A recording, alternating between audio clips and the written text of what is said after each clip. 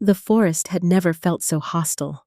Branches snapped under my boots as I ran, my breath tearing out of my chest in short, burning bursts. The night was colder than it should have been for late autumn.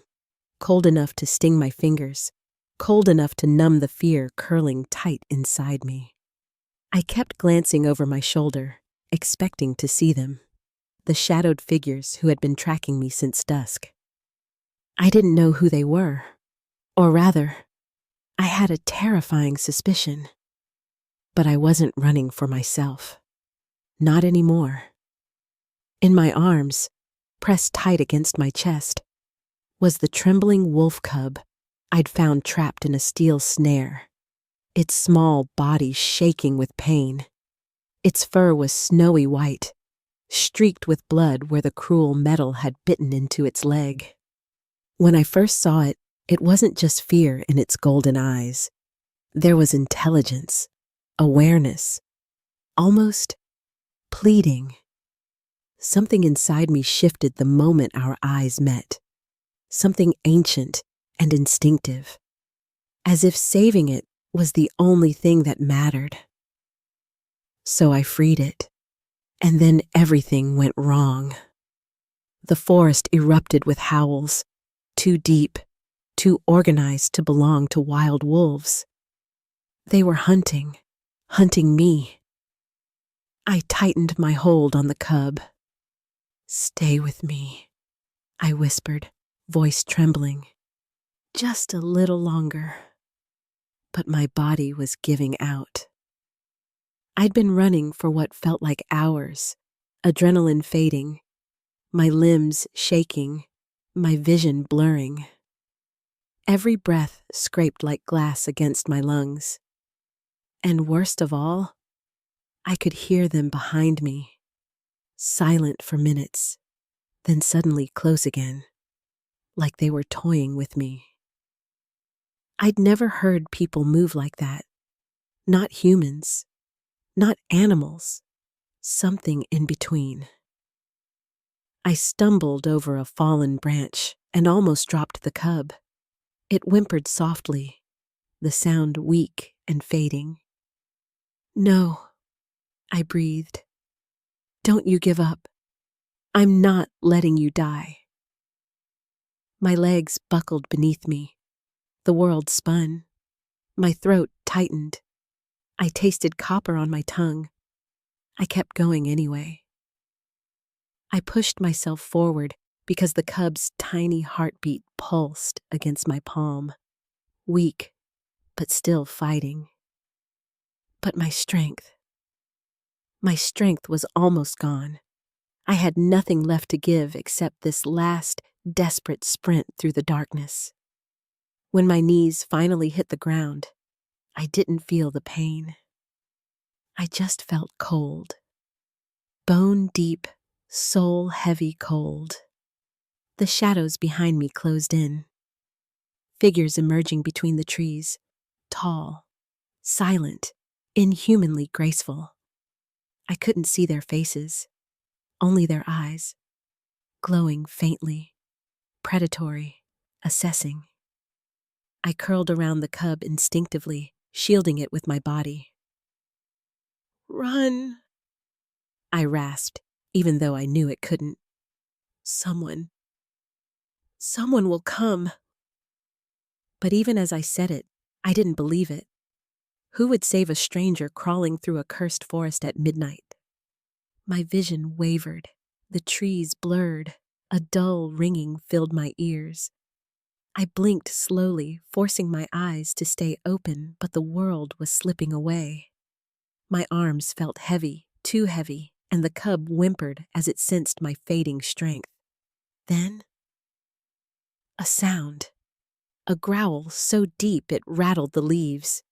A presence so powerful it made the forest itself hold its breath. The figures behind me halted. And then I saw him. A massive wolf stepped into the moonlight, larger than any creature nature should have been able to form, fur black as ink, except for silver streaks along his shoulders. His eyes glowed an electric, furious gold. He radiated authority. power, rage. He didn't look at the hunters. He looked at me, more specifically, at the unconscious cub in my arms. Something shifted in the air, like the night bowed to him. The hunters retreated a step, as if they feared him more than I did. The giant wolf moved closer, slow and deliberate. The earth vibrated under his paws. I should have been terrified. I should have let go of the cub. I should have run. Instead, I whispered, "Please, help him." My voice barely audible. My vision dimmed completely for a heartbeat.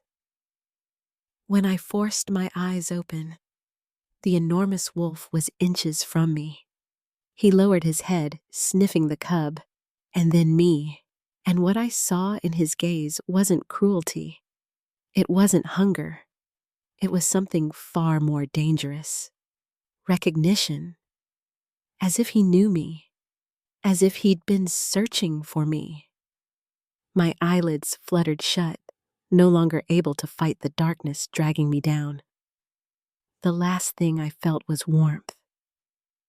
His strength brushing against my consciousness like a command I couldn't disobey. Mine. The word wasn't spoken aloud, but it echoed, deep and powerful, inside my fading mind. Then everything went black. Warmth pulled me back first. Not light, not sound, just warmth. Deep, steady, and strangely comforting, wrapping around the numbness that had swallowed me whole. It felt like sinking into a heavy blanket after a lifetime of cold. I didn't want to open my eyes, but my body no longer felt like it belonged to me. Something stronger tugged at my awareness, coaxing me upward through the darkness. A low rumble vibrated close to my ear. Deep, rhythmic, almost like a purr, but far more powerful. My lashes fluttered.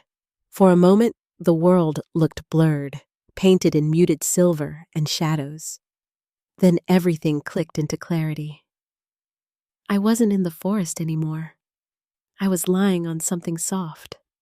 Fur, thick and warm, spread beneath me like a living rug.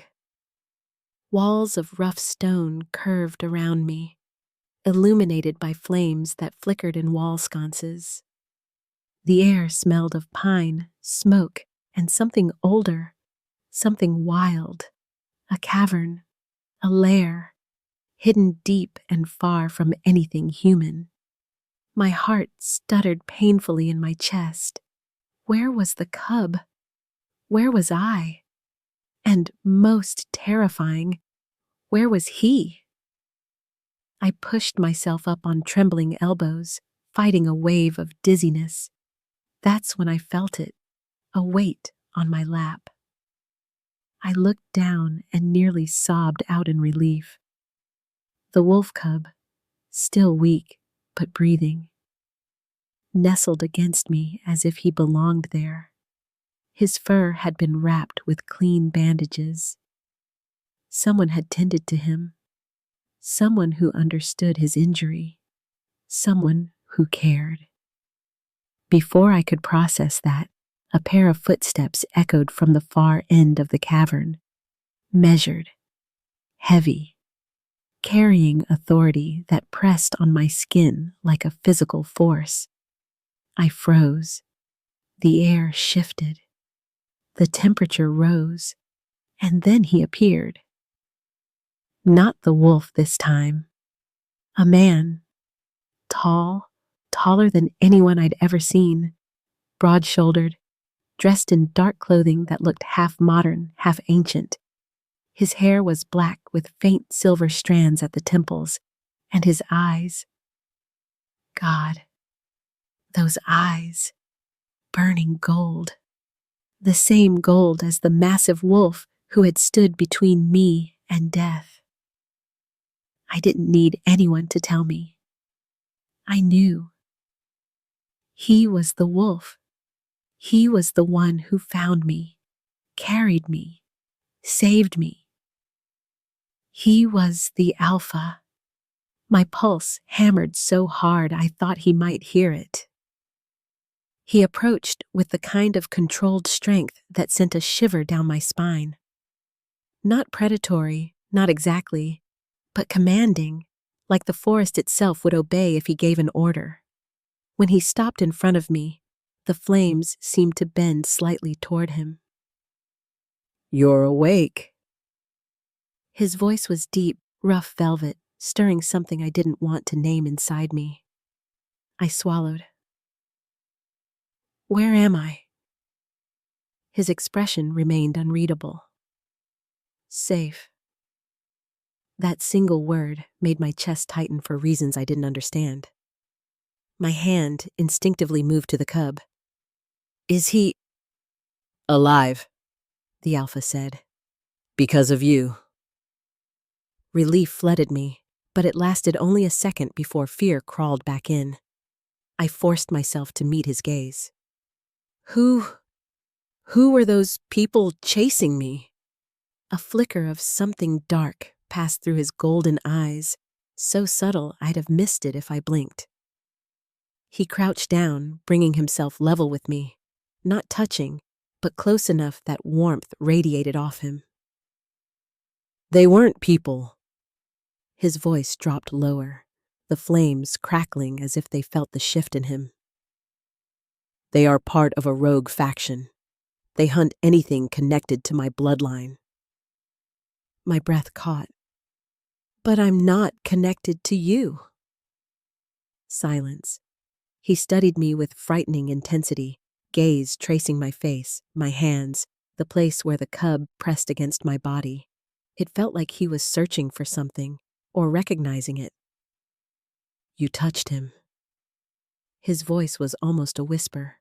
I blinked. "The cub?" "You protected him," he said slowly, as if the fact itself shouldn't have been possible. "You carried him through the forest. You held him even as you collapsed." My heart pounded as he leaned in a fraction closer. "No human should have survived that." "What do you mean?" I breathed. "The cub is not a normal wolf." His hand lifted, but he didn't touch me. He simply hovered close enough that the air trembled. "He is a royal born, a direct heir of my bloodline. Any human who carries one of us without being torn apart by our essence." His eyes locked onto mine. "Is marked." I felt my stomach drop. Marked for what? His jaw clenched, a muscle twitching. For the first time, emotion cracked through his controlled facade. Something between anger, fear, and something else I couldn't name. "You were being hunted," he said, "because they believe you are valuable to me." I shook my head. "But I don't even know you." "Not yet," he murmured. A chill ran down my spine. What does that mean? He exhaled slowly, deliberately, as if choosing whether to reveal something he'd kept hidden for a long time. "Because the moment you touched the cub," he finally said, voice low and dangerous, "your scent changed. It carries my mark now. My magic. My bloodline's signature." My heartbeat faltered. "You are under my protection," he continued, eyes burning. "But it also means you are now a target, and they will not stop hunting you." I felt the room tilt, my breath quickening, fear twisting deep inside me. "I didn't ask for this," I whispered. "No," he agreed, "but you saved him, and my people do not forget debts." A beat passed. Then his voice softened, barely a murmur. and neither do I. Silence stretched between us, thick, charged, fragile. Then he said the words that changed everything. You are staying here with me until I decide how to keep you alive. My breath shook. And who, I whispered, are you exactly? His gaze locked onto mine with an intensity that stole the air from my lungs. I am Kyle, he said, Alpha King of the Silverblood Pack. The flames behind him flared, as if bowing to his name. And now, whether you want it or not, you belong to my world. For hours after Kyle revealed who he truly was, I couldn't breathe normally. Alpha King, the ruler of creatures I had only heard about in whispered legends and childhood warnings, and I had somehow become bound to his world. The cavern felt smaller the longer I stayed inside it. My hands were unsteady as I stroked the cub's soft fur, grounding myself with the steady rise and fall of his tiny breaths. Every few moments, he whimpered in his sleep and pressed closer to me, as if recognizing my heartbeat. Kyle watched all of it in silence from a shadowed corner of the cavern. He didn't pace. He didn't look away. He simply observed me, like someone cataloging a threat or a miracle. The flames cast shifting patterns across his sharp features, turning him into a creature sculpted from shadow and fire. His gaze never wavered from me. I tried not to let it affect me. I tried to ignore the heat crawling across my skin whenever his eyes met mine. But something deep inside me crackled each time he looked at me. Something instinctive, primal, terrifyingly alive. Eventually, Kyle spoke. You're trembling. I swallowed, forcing my voice steady. Anyone would tremble after being told they're suddenly a target in a war they didn't know existed. His golden eyes glinted with something dark. The rogues won't reach you here. That's not comforting, I muttered. Nothing about this place even feels human. It isn't. My pulse jumped at the blunt honesty. Kyle stepped forward, the firelight catching the silver streak in his hair. Power pooled around him, not visible, but felt, like the air thickened with every movement he made. He stopped only inches away from me. I inhaled sharply. He was too close, too warm, too much. Tell me something, he said quietly. When you touched the cub, did you feel pain? The memory shuddered through me, sharp, biting, alive. Yes, it burned. His jaw tightened. And yet you didn't let go. I couldn't, I whispered. He was terrified, hurt, alone. I couldn't just leave him. Kyle's eyes softened in a way I wasn't prepared for, and a low sound rumbled in his chest. Approval, instinctive and intimate. You still don't understand, he said. If a human touches a wolf heir, especially one in distress, their energy should tear the human apart. Flesh, bone, soul. You should have died within seconds. A chill crept up my spine. But I didn't. No, he said slowly. You didn't. He lifted his hand toward me, and although he didn't touch me, the air buzzed with something electric. My breath hitched, and warmth coiled low in my stomach. Your blood responded, he murmured. You shielded him, not with your body, though that mattered. You shielded him with something else. What something else? I asked, my voice barely more than a whisper. He hesitated, for the first time since I met him. I don't know, he admitted. But your scent changed when you touched him. It carries a signature that shouldn't exist in a human. A resonance. This doesn't make sense. It will, he said. But I need you to trust me first. Trust. The word struck something fragile in me. I don't even know what you want from me, I said, feeling anger spark through my fear. If I'm such a burden, then let me go. Let me leave. Kael's expression darkened instantly, shadows sliding across his face like a storm. You can't leave. His voice was so deep, so final that the flames trembled. My heartbeat quickened. Why? Because of the rogues? His gaze locked onto mine, gold turning molten. No, he said, stepping even closer. So close I could feel his breath ghost across my cheek. Because the moment you crossed paths with that cub, whether you know it or not, you became entwined with my pack, with my bloodline, with me. The cavern seemed to shrink around us. Your fate is tied to ours now, he murmured, and for the first time, there was something almost vulnerable in his tone, but buried beneath layers of danger. My voice cracked. Kael, what are you saying? I'm saying, he breathed, that whatever you are, whatever lives inside your blood, it recognizes mine. My stomach dropped.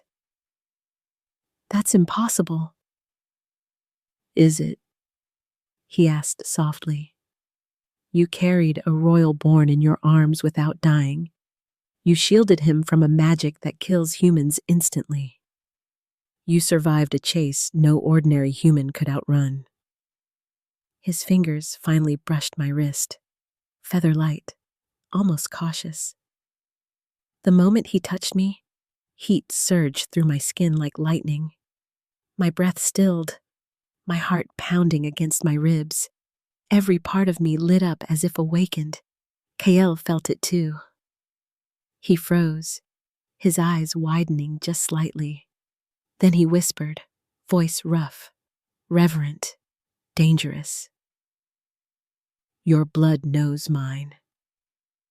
I shook my head, panic and something else, something warmer, forbidden, twisting together inside me. Stop, please. I'm just a normal woman. I grew up normal. No, he said, almost gently but unyielding. You are not normal, and I intend to find out what you truly are. He lifted my hand slowly, his touch deliberate and far too intimate. When I found you in the forest, he said, you were dying. You had nothing left. Yet when I touched you, your pulse strengthened. I swallowed hard. What does that mean? It means, he whispered, leaning closer, that my power didn't harm you. It responded to you, chose you. My breath caught, my chest tightening. Kael. His golden eyes locked onto mine, intense enough to unravel me from the inside. You shouldn't exist, he said softly. A human whose blood resonates with an alpha heir should not be possible. Yet here you are, I whispered. Here you are, he corrected, voice low. Silence pulsed between us, heavy, charged, dark. Then Kael did something I didn't expect. He withdrew his hand abruptly, turning away as if the closeness had shaken him more than he wanted me to see. "You need rest," he said, his tone abruptly clipped, defensive. "We'll speak more when the sun rises." "But—" "No." His voice was final. "If I stay close to you right now, I will say things I'm not ready for you to hear." A tremor ran down my spine.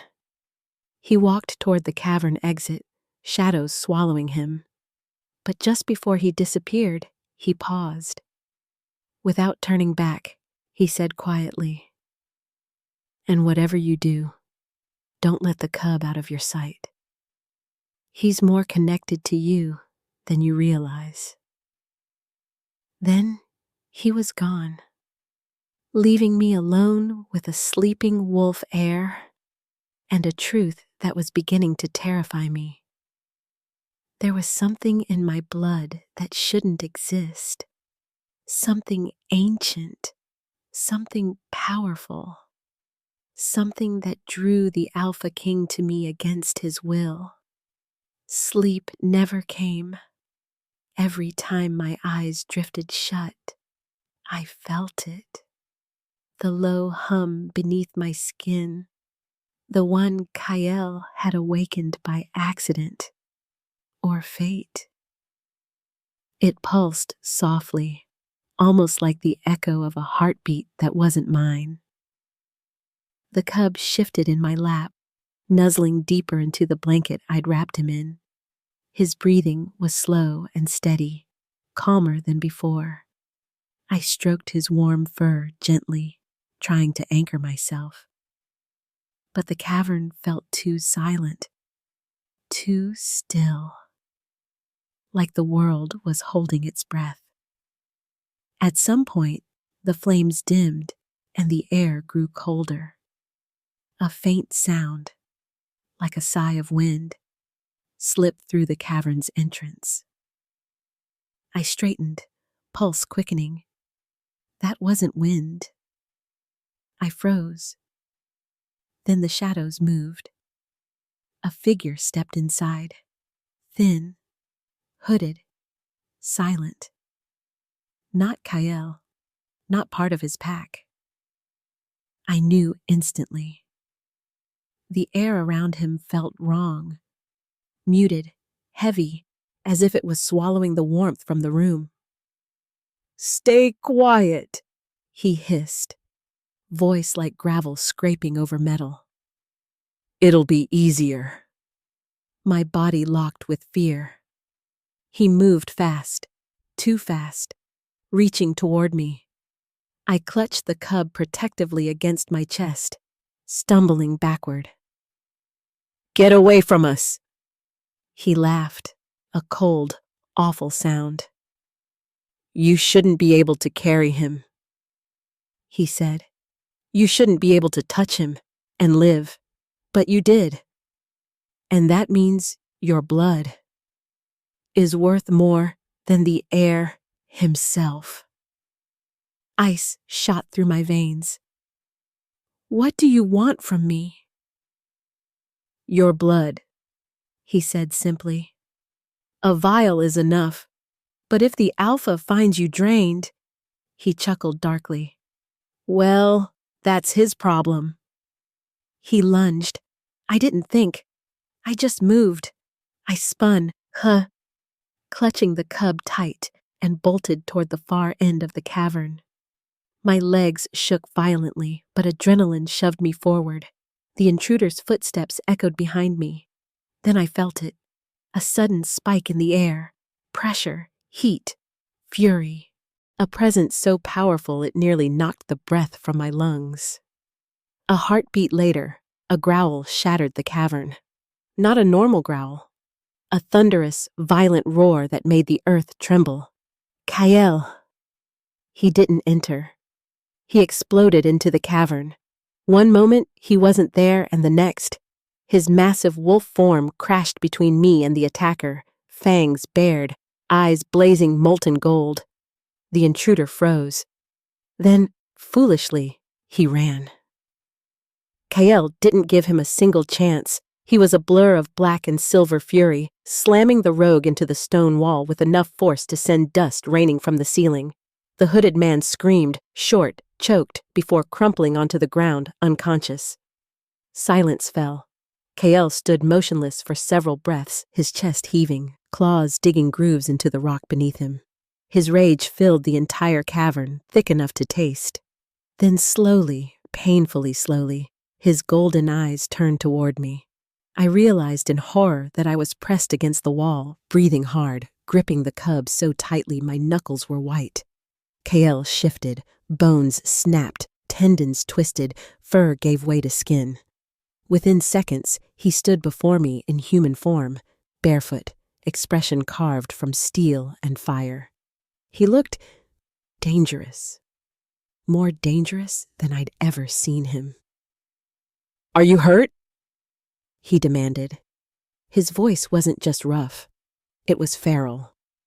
I'm fine," I whispered. He moved toward me with controlled fury, stopping only when he stood close enough for his heat to envelop me. He scanned every inch of me, hands hovering near my waist, my arms, my throat, as if checking for injuries he would tear the world apart to avenge.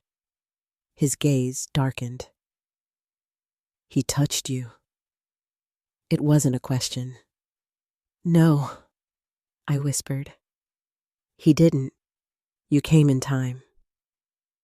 I didn't expect the reaction. His shoulders dropped slightly, his jaw unclenched. Relief, raw and unmasked, cracked through his anger. Then his eyes lowered, to the cub clinging to my shirt, and something changed in his face, like a puzzle piece had finally clicked into place. "Kael," I breathed. "What is happening to me?" He reached out slowly, giving me time to pull away. I didn't. His fingers grazed my cheek, and warmth surged through me again, hotter now, sharper, as if something deep in my blood stirred awake. "You're beginning to feel it," he murmured. "A resonance." "What does it mean?" He swallowed once, a small, reluctant motion that felt out of place on someone as powerful as him. "It means your blood isn't human." My breath caught. "That's not possible." "It is," he said softly. "Your scent, your energy, it shifted when you touched him." I didn't want to believe it, but after this attack, I can't ignore it anymore. "Believe what?" I whispered. His gaze locked onto mine, golden and devastating. "You are one of us," he said. "Part of my kind. Hidden, sleeping, unawakened, but not human." My entire body went cold. No, I grew up human. I don't shift. You don't have to," he said gently. "Some bloodlines stay dormant for generations, but yours responded to mine and to the air. It recognized us." I shook my head helplessly, heart pounding so hard it hurt. Why didn't it awaken before? Why now? "Because something," Kael said, stepping closer, "triggered it." "What?" He held my gaze, voice dropping to a low, intimate rumble that sent a shiver through my entire body. "Me." Heat flooded my face. What do you mean?" "When I carried you, when you breathed in my magic, when your pulse aligned with mine in the forest." He exhaled shakily. It awakened you, or started to. A silence pulsed between us, thick, electric, terrifying. Then Kael whispered the words that made my knees weaken. Our blood is compatible. I stared at him, stunned. Compatible for what? His eyes softened, darkened, filled with a warmth that burned. For bonding. My heart stopped. Not metaphorically. It actually skipped a beat. Kael. He stepped closer, his chest brushing mine, his voice low enough to shatter me. I fought it. I tried to stay away. But when that rogue touched this cavern, I felt it. A pull. A rage I've never known. His hand hovered just above my waist, trembling. Because you are something I was never supposed to find. My breath caught. My throat tightened. Something inside me clawed for him. Emotion, instinct, impossible longing. He leaned in, forehead touching mine. And I swear, he whispered, voice breaking with intensity, I will burn through every rogue in these lands before I let them take you from me. The cubs stirred softly between us, as if sensing the promise. I closed my eyes, feeling the truth settle inside me. Not frightening anymore, but powerful, ancient, and warm. Kael wasn't claiming me. The bond was claiming both of us. When I opened my eyes again, he was watching me with something so fierce, so unguarded, it stole my breath. This is only the beginning, he said softly. Your bloodline, your awakening, the bond between us, none of it ends here. For the first time since I entered this world, I believed him, and for the first time, I wasn't afraid.